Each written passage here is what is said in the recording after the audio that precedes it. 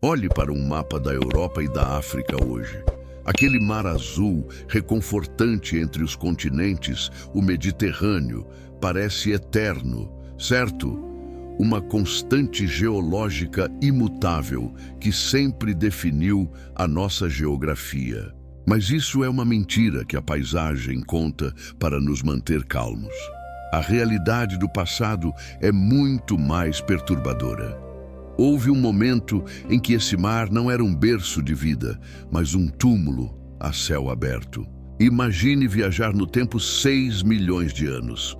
O mundo é familiar, mas algo catastrófico está acontecendo no horizonte. A ligação vital entre o Oceano Atlântico e o Mediterrâneo está se fechando. O Estreito de Gibraltar foi bloqueado pelo movimento brutal das placas tectônicas. A torneira do oceano foi desligada, mas o sol impiedoso continuou brilhando sobre a água represada, iniciando um desastre. A versão oficial diz que foi uma mudança climática lenta, mas a realidade física é aterrorizante. O que aconteceu a seguir foi o maior evento de evaporação da história do planeta, conhecido como crise messiniana. À medida que a água desaparecia, ela deixava para trás o sal.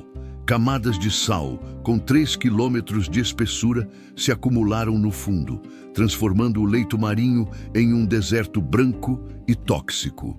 O nível da água caiu não apenas alguns metros, mas quilômetros. O Mediterrâneo se transformou em uma bacia profunda, uma ferida aberta e seca na crosta terrestre, muito abaixo do nível do mar global. As ilhas que conhecemos hoje, Sicília, Sardenha, Creta, deixaram de ser ilhas. Elas viraram montanhas gigantescas, picos isolados surgindo de um abismo de sal brilhante e mortal. A geografia se tornou irreconhecível.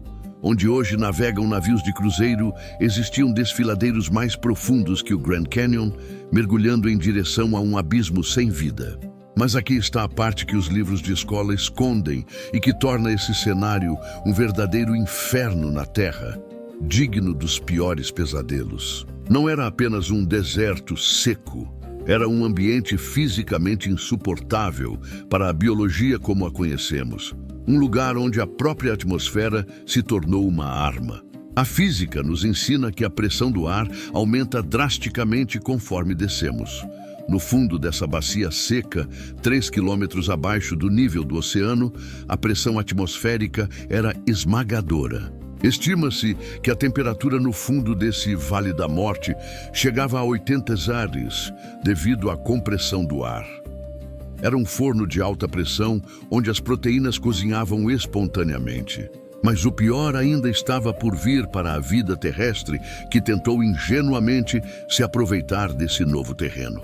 Animais da África e da Europa olharam para esse abismo e viram uma ponte. Elefantes antigos e hipopótamos desceram para a escuridão, tentando cruzar o fundo seco, apenas para morrerem torrados pelo calor adiabático. Os que chegaram aos topos das montanhas isoladas ficaram presos. A evolução enlouqueceu no isolamento, criando aberrações como elefantes do tamanho de cachorros e cisnes gigantes. Então, o dique quebrou. Há 5,3 milhões de anos, a barreira de Gibraltar cedeu e o Oceano Atlântico encontrou uma brecha, iniciando a inundação zancliana. E aqui está o detalhe chocante. Não foi uma enchente gradual. Foi a maior cachoeira que a Terra já viu, com um fluxo 1000 vezes maior que o do rio Amazonas.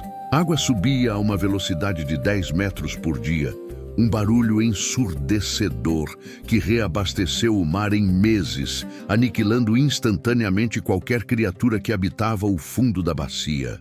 Hoje, debaixo das praias da Grécia, ainda existe essa camada de sal gigante enterrada. É a prova silenciosa de que o Mediterrâneo é apenas um lago temporário esperando para secar novamente.